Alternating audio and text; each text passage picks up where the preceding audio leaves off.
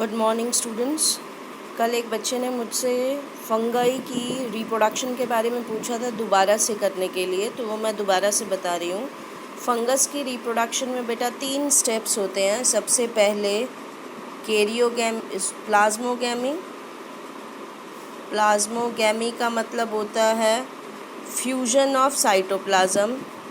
उसके बाद second step होता है कैरियोगैमी। कैरियोगैमी का मतलब होता है फ्यूजन ऑफ न्यूक्लियस। और तीसरा स्टेप होता है मियोसिस टू प्रोड्यूस स्पोर्स। तो सबसे पहले साइटोप्लाज्म फ्यूज़ होते हैं। ये एक फंगस की हाइफी है, ये दूसरी फंगस की हाइफी है।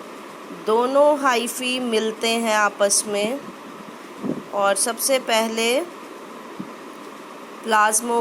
प्लाज्मोगैमी का मतलब दोनों के साइटोप्लाज्म फ्यूज़ करते हैं। साइटोप्लाज्म जब फ्यूज़ करेंगे तो एक सेल में 2 न्यूक्लियस आ जाएंगे। तो फर्स्ट स्टेप इज़ प्लाज्मोगैमी। अब उसके बाद प्लाज्मोगैमी के बाद second step is the karyogamy. अब ये दोनों न्यूक्लियाई आपस में फ्यूज़ कर जाएंगे और ये आपका कैरियोगैमी हो गया। कैरियोगैमी में हमारे पास ये जो न्यूक्लियस है ये डिप्लॉयड आ गया। उसके बाद तीसरा स्टेप होता है, अब इस स्ट्रक्चर के अंदर मियोसिस हो जाती है ताकि दोबारा से क्रोमोसोम नंबर हैप्लॉयड हो जाए। तो मियोसिस के लिए क्या है, यहाँ पे मियोसिस होगी और आपके स्पोर्स बनते हैं मियोसिस से 4।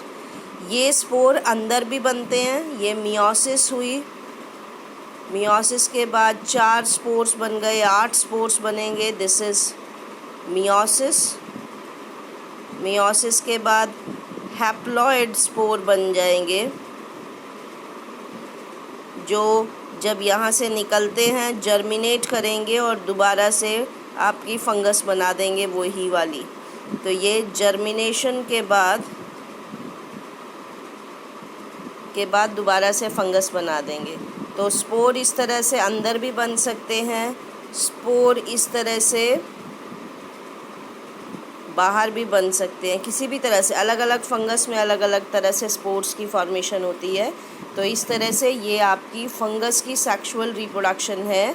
3 स्टेप्स हैं, प्लाज्मोगैमी, कैरियोगैमी और मियोसिस। सबसे पहले प्लाज्मोगैमी होती है फ्यूजन ऑफ साइटोप्लाज्म। उसके बाद प्लाज्मोगैमी क्या हो गया बेटा, फ्यूजन ऑफ साइटोप्लाज्म।